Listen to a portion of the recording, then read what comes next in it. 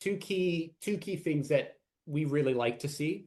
One is underlying inputs, unit economics, some way that you're forecasting that's not just, well, we think we can grow 60% year over year, 60% top line. We think margins will stay consistent or grow to well above the industry.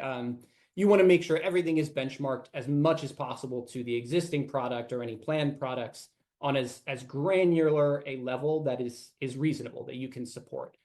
And then the other kind of component there is that you should understand your historical performance.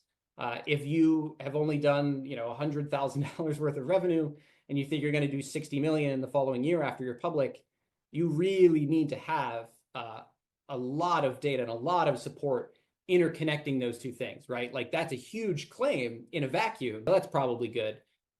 You really need to make sure that as much as possible, you're tying into your historicals, understanding, what is built into the numbers that you're actually proposing, right? If it's a sales-based thing, can you hire enough salespeople to make that possible? What's the hit rate of those salespeople? How many calls can they make in a day? Things like that, down to a more granular level, make a forecast for us and for public markets just that much more believable. And it's one of those deals to where, unfortunately, whenever you lose that entrepreneurial fire with these companies sometimes and just start throwing money at crap, you end up just with this accelerated burn rate that the market will hate that. They will absolutely hate it whenever you lose that entrepreneurial fire.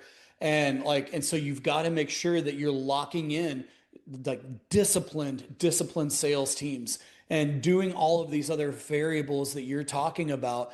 You still have to execute, and you need to do it with efficiency. And I feel that efficiency is one of the major areas to where people, they think, oh, we want to execute.